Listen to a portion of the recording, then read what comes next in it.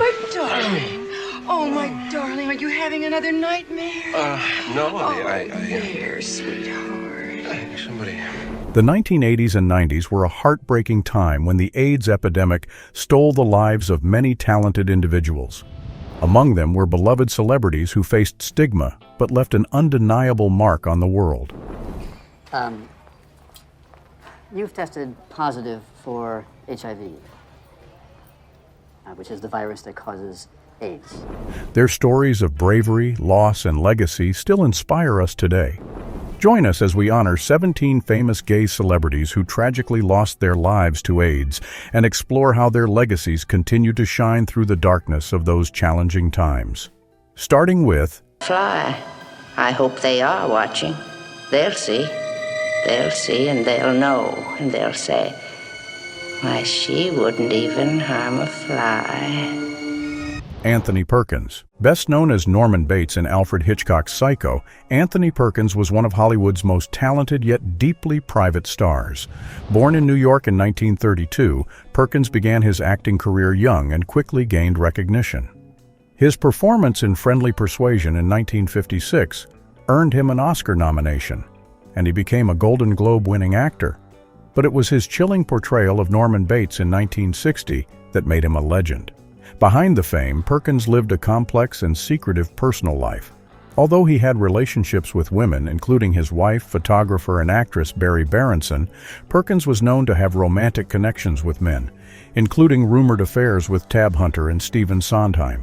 In an era when being openly gay could destroy a career, Perkins kept this part of his life hidden. Perkins married Barry Berenson in 1973, and the couple had 2 sons.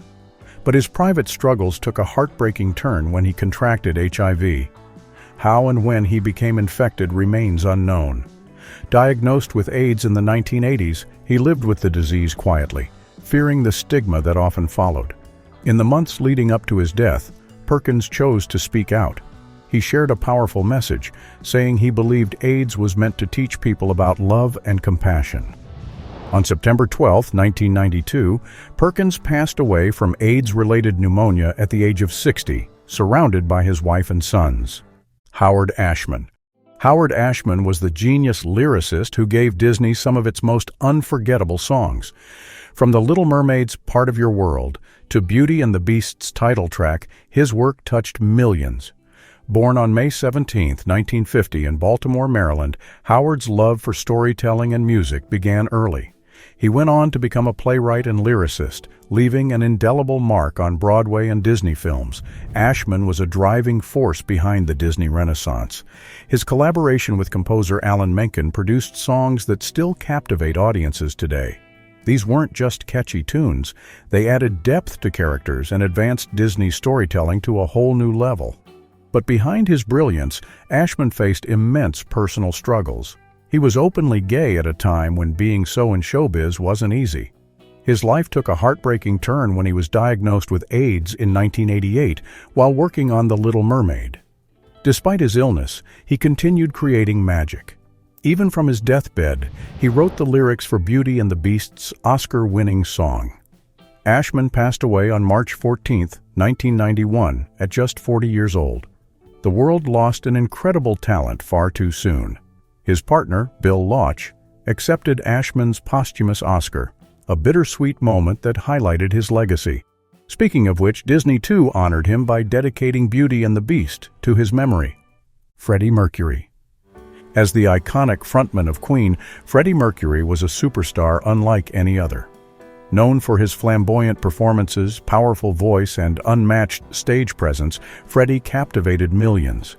His music, from anthems like Bohemian Rhapsody to We're the Champions, continues to inspire generations. But behind the dazzling persona, Freddie carried a deeply personal and tragic battle. Born in Zanzibar, Tanzania in 1946, Freddie's journey to fame wasn't straightforward. Moving to England as a child, he had a love for music that grew into a passion for rock. Queen became his platform to showcase his genius, and he quickly became one of the greatest singers of all time. Rolling Stone even ranked him 18th on their list of the 100 greatest singers ever. However, life wasn't always as bright as the stage lights for Freddie. In 1987, he was diagnosed with AIDS, which was a terrifying illness in an era when little was understood about it. He chose to keep his diagnosis private for years, protecting his bandmates and close friends from the media storm. But Freddie never stopped creating. Even as his health declined, he recorded songs filled with emotion like "These Are the Days of Our Lives." The music video showed a fragile Freddie, looking back on his life. On November 22, 1991, Freddie finally revealed to the public that he had AIDS. Just one day later, he passed away at the age of 45 from complications caused by the disease. His partner, Jim Hutton, was by his side. Peter Allen. Peter Allen was a performer who could light up any stage. Born in Australia in 1944, he started his career singing in small clubs before being discovered by the legendary Judy Garland. This opportunity changed his life. He married Garland's daughter, Liza Minnelli, in 1967, but their marriage ended after 7 years. It was only after their divorce that Allen embraced his true self, living openly as a gay man, which was a bold choice in a time when many hid their identity. But did you know that Allen's talent wasn't just in singing? He was also a gifted songwriter. His work touched the lives of stars like Olivia Newton-John, Carly Simon, and Frank Sinatra. One of his biggest achievements was co-writing the Oscar-winning Arthur's theme for the movie Arthur. His energetic performances, combined with his charm, made him a favorite on both sides of the Atlantic. He even made history at New York's Radio City Music Hall in 1981, becoming the first male performer to dance with the Rockettes. Despite his success, Allen faced personal heartbreak. He had a long-term relationship with Gregory Connell, a Texas-born model who later worked on Allen's shows. Connell passed away from AIDS-related complications in 1984, leaving Allen devastated. Just a few years later, Allen himself was diagnosed with AIDS. He continued to perform but eventually succumbed to AIDS-related throat cancer in 1992 at the age of 48. Allen's life inspired the Broadway musical The Boy from Oz, starring Hugh Jackman, a fitting tribute to his legacy. His story is one of dazzling talent, courage, and loss, reminding us of the struggles faced by many during the AIDS epidemic. Peter Allen's music lives on, especially his heartfelt anthem, "I Still Call Australia Home," a timeless reminder of his connection to his roots. Rock Hudson. Rock Hudson was the ultimate leading man of the 1950s and 60s. Known for his charm, good looks, and talent, he starred in films like Giant, 1956, alongside Elizabeth Taylor and James Dean. His role in Giant earned him an Oscar nomination, cementing his place as one of Hollywood's biggest stars. On screen, he romanced leading ladies like Doris Day and Julie Andrews, creating an image of the perfect heartthrob. Behind the camera, however, Hudson was hiding a secret. He was gay, which was a fact known to close friends but carefully concealed from the public. During that era, being openly gay could destroy a career, especially for someone like Hudson, whose image was built on being a romantic lead. His marriage to Phyllis Gates from 1955 to 1958 is now widely believed to have been a cover for his true identity. In 1984, Hudson was diagnosed with HIV. At a time when there was little understanding of AIDS, he chose to keep his illness private. However, speculation grew when his health visibly declined. On July 25, 1985, Hudson's publicist confirmed that he had been living with AIDS for over a year, making him the first major celebrity to publicly reveal an HIV diagnosis. Hudson passed away on October 2, 1985, at the age of 59. His death sent shockwaves through Hollywood, bringing attention to the AIDS crisis. It also inspired his close friend Elizabeth Taylor to take action. She co-founded the American Foundation for AIDS Research and later the Elizabeth Taylor AIDS Foundation, using her platform to fight the stigma surrounding the disease. Robert Reed. Robert Reed became a household name as Mike Brady, the caring father in the Brady Bunch. In the 1970s, this show about a blended family was one of the most beloved on television, and Reed's portrayal of the ideal dad made him an icon. Behind the scenes, however, his life was far more complex than the sunny image he portrayed on screen. Born in Highland Park, Illinois, in 1932, Reed's career spanned decades. He earned 3 Emmy nominations for his work in Medical Center, Rich Man, Poor Man, and Roots. But his fame peaked with the Brady Bunch, where his warm demeanor and kind smile won over audiences everywhere. Despite this, Reed often clashed with the show's producers over the script, as he wanted the storylines to be more realistic. Privately, Reed was a deeply guarded man. Though some colleagues knew he was gay, he kept this part of his life hidden from the public. During the 1970s and 80s, coming out as gay could have ended his career, so Reed chose to protect his privacy. Even his Brady Bunch co-stars, like Barry Williams, said it was not a topic Reed ever discussed. In 1992, Reed passed away at the age of 59 from colon cancer. His HIV-positive status, which had been kept private, was noted as a contributing factor on his death certificate. At the time, this revelation shocked fans who had no idea of the personal battles he faced. Robert Reed's life was one of contrasts: fame and privacy, success and struggle. Brad Davis was a talented actor who rose to fame with his gripping performance in Midnight Express, 1978. Born in Tallahassee, Florida in 1949, Davis discovered his love for performing at a young age. After winning a music contest at 16, he pursued acting, studying at the American Academy of Dramatic Arts in New York. His dedication paid off when he became a Golden Globe-winning actor for his role as Billy Hayes in Midnight Express. Davis didn't shy away from challenging roles. He played a war correspondent in A Rumor of War and a track star in the Oscar-winning Chariots of Fire. In 1985, he tackled the lead role in The Normal Heart, a groundbreaking play about AIDS. Davis was respected for his courage in taking on roles that addressed difficult topics, including LGBTQ issues, even though it was risky for actors at the time. But behind the scenes, Davis faced many struggles. He battled alcoholism and drug addiction, which he overcame in 1981. However, his past use of intravenous drugs likely contributed to his HIV diagnosis in 1985. At a time when stigma around the disease was high, Davis chose to keep his condition private, fearing it would end his career in Hollywood. Despite his illness, Davis continued working in television and film with roles in Querelle and The Plot to Kill Hitler. However, as his health declined, he decided to take control of his fate. On September 8, 1991, he died at the age of 41 from an intentional overdose, a decision he made with his wife, Susan Bluestein. Denholm Elliott. Denholm Elliott was a brilliant actor known for stealing the show in supporting roles. Born in 1922 in London, he had a challenging childhood. His father, a Crown prosecutor, was tragically killed in a terrorist attack when Denholm was just 11 years old. After being sent to boarding school, Elliott found solace in acting.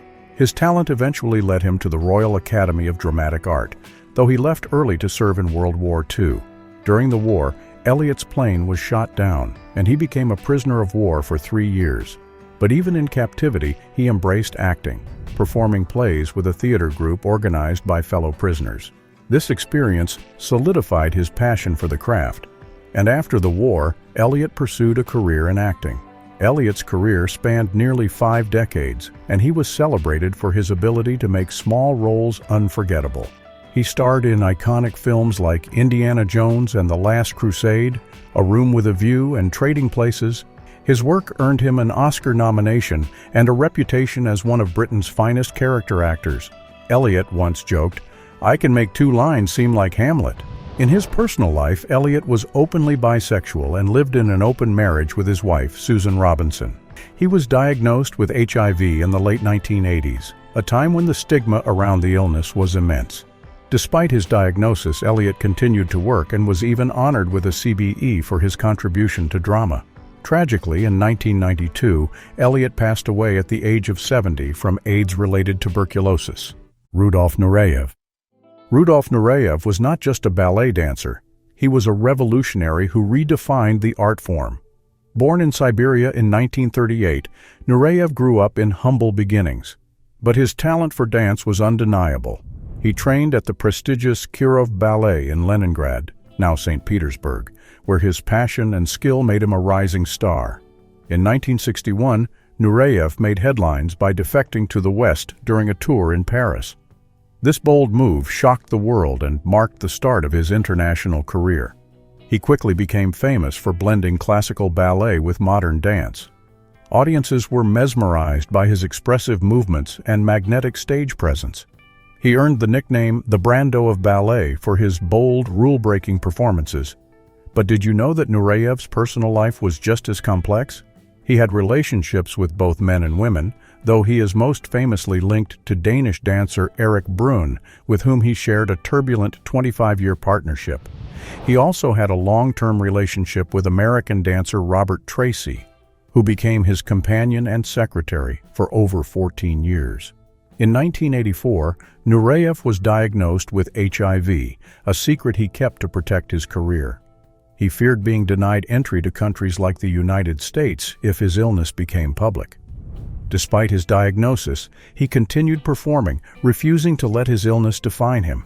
His final years were marked by incredible strength, but on January 6, 1993, Nureyev passed away in Paris from AIDS-related complications at the age of 53. Keith Haring. Keith Haring was an artist who used his creativity to bring attention to important causes. Born in Pennsylvania in 1958, Haring grew up with a love for drawing. His passion led him to New York City, where he became part of the vibrant art scene in the 1980s. Inspired by graffiti, he started creating chalk drawings in subway stations, filling empty spaces with his iconic stick figures and bold, energetic designs. His art soon caught the attention of the public, and galleries began showcasing his work. Haring's art wasn't just about joy and movement. It carried powerful messages. As an openly gay man, he used his platform to advocate for LGBTQ rights and raise awareness about AIDS. Pieces like Silence = Death highlighted the struggles of his community during a time when many were silent about the AIDS epidemic. His art became a voice for those who couldn't speak out, and his bold style made his work impossible to ignore. In 1987, Haring was diagnosed with AIDS. Instead of retreating, he worked even harder to make a difference. He painted murals on school buildings and hospital walls, spreading hope and awareness. He also established the Keith Haring Foundation to support AIDS research and organizations that help children. Haring's life was tragically cut short when he passed away in February 1990 at just 31 years old, due to AIDS-related complications. Despite his young age, he left behind a legacy that continues to inspire. Pedro Zamora. Pedro Zamora was not just a reality TV star, he was a brave activist who used his platform to educate millions about HIV and gay rights. Born in Cuba in 1972, Pedro and his family immigrated to the United States when he was a child. At just 17 years old, Pedro received devastating news. He was HIV positive. Instead of retreating into silence, he turned his diagnosis into a mission to educate others. Pedro became one of the first openly gay men with AIDS to appear on mainstream television. In 1994, he joined MTV's The Real World San Francisco, where his openness about his life made him a standout figure. The show didn't shy away from discussing his struggles, his activism, or his relationships. One of the most memorable moments was when Pedro and his partner, Sean Sasser, exchanged vows in the first televised same-sex commitment ceremony in U.S. history. Through the show, Pedro raised awareness about HIV/AIDS and helped to break the stigma surrounding the disease. He educated viewers about safe sex, the importance of compassion, and the struggles faced by LGBTQ individuals. His bravery inspired countless people, but sadly, his time was short. Pedro's health declined rapidly during the filming of The Real World. Just hours after the season finale aired, Pedro passed away on November 11, 1994, at the age of 22. Liberace. Liberace was a larger-than-life entertainer, known for his dazzling piano performances, extravagant costumes, and over-the-top lifestyle. Born in 1919 in West Allis, Wisconsin, he rose to fame in the 1950s with The Liberace Show, a television program that brought his charm and talent to millions of homes. At the peak of his career, Liberace was the highest-paid entertainer in the world, headlining sold-out shows in Las Vegas and playing for celebrities, royals, and presidents. Despite his flamboyant persona, Liberace kept his personal life deeply private. Rumors about his relationships with men followed him throughout his career, but he consistently denied them. In 1956, he even sued the Daily Mirror for implying he was gay, famously saying, "I cried all the way to the bank after winning £8,000 in damages." He built an image of glamour and success while fiercely protecting his secrets. Liberace's sexuality was later confirmed by close friends, including Betty White, who revealed he was gay. However, he never publicly came out, fearing the backlash it might bring during a time when homosexuality was not widely accepted. In the 1980s, Liberace's health began to decline. He was diagnosed with AIDS but kept his illness hidden from the public. Even after his death on February 4, 1987, due to AIDS-related pneumonia, there were attempts to cover up the true cause. His doctor and estate initially denied the diagnosis, but the coroner's report confirmed the truth. Derek Jarman. Derek Jarman was a filmmaker, artist, and activist who never shied away from challenging the norms of his time. Born in 1943 in England, he grew up with a passion for art and storytelling. His career took off in the 1970s when he became one of the most innovative independent directors in Britain. Jarman's films, such as Sebastian, Jubilee, and Caravaggio, pushed boundaries, blending experimental styles with bold, queer themes. Jarman was openly gay at a time when it wasn't widely accepted. His films often reflected his identity and tackled controversial topics. Sebastian, 1976, was one of the first British films to portray gay sexuality in a positive light. Later, Edward II, 1991, became a modern classic, using Shakespeare's play to explore issues of power and homosexuality. Through his art, Jarman gave a voice to the LGBTQ+ community and shed light on their struggles. In the 1980s, Jarman was diagnosed with HIV. Instead of retreating, he became even more outspoken. He joined activist groups like Outrage and used his platform to fight for gay rights and awareness about AIDS. His activism was deeply personal, as he understood the stigma and challenges people with HIV faced. One of his most moving works, Blue, 1993, was created as his health declined. The film, which features a single blue screen paired with dialogue, music, and sound, reflects his experience of living with AIDS. Jarman's partner, Keith Collins, supported him throughout his battle with the disease. They moved to Prospect Cottage in Dungeness, where Jarman found peace in painting and gardening. On February 19, 1994, Jarman passed away from AIDS-related complications at the age of 52. Steve Rubell. Steve Rubell was the co-founder of Studio 54, one of the most famous nightclubs in the world. Born on December 2, 1943, in Brooklyn, New York, Rubell started his career with a business degree and a stint in the military. After returning home, he opened restaurants, but soon found his true calling in the nightlife scene. In 1977, Rubell and his business partner, Ian Schrager, launched Studio 54 in Manhattan. The club became legendary for its extravagant parties, theatrical sets, and celebrity-filled guest lists. Everyone from Andy Warhol to Diana Ross danced under its famous lights. Rubell himself was known for his charm and energy, becoming the face of the club's wild success. Despite his public persona, Rubell kept his personal life private. He was a closeted gay man, hiding his identity in an era of intense discrimination. Studio 54 was modeled after the gay clubs of New York, but Rubell never publicly acknowledged his sexuality. Behind the scenes, his lifestyle mirrored the excesses of the club, filled with drugs, alcohol, and relentless partying. In 1985, Rubell was diagnosed with HIV. Though he started treatment with AZT, he continued his destructive habits, which weakened his immune system. By 1989, his health had severely declined. Rubell quietly checked into Beth Israel Medical Center under a false name, battling multiple illnesses including hepatitis and kidney failure. On July 25, 1989, he passed away at just 45 years old, with his death attributed to complications from AIDS. Rubell's funeral was attended by many of the celebrities who had once graced Studio 54. Lance Loud. Lance Loud made history in 1973 when he appeared on An American Family, a groundbreaking reality TV series aired by PBS. Born on June 26, 1951 in California, Lance was the eldest son of the Loud family. The show documented the lives of his family and became famous for its raw, unscripted portrayal of real-life issues. Lance shocked viewers when he openly came out as gay during the series, making him the first openly gay person on television. This was a bold move for the time and cemented his place as a trailblazer in LGBTQ history. After the show, Lance embraced his new role as a gay icon. He moved to New York City, diving into the punk rock scene and forming a band called The Mumps. The band became a staple at iconic venues like CBGB and Max's Kansas City, known for their edgy performances and catchy tunes. While the Mumps never achieved massive mainstream success, they were influential in the punk and new wave movements of the 1970s. Speaking of which, Lance's visibility as an openly gay man brought both admiration and criticism.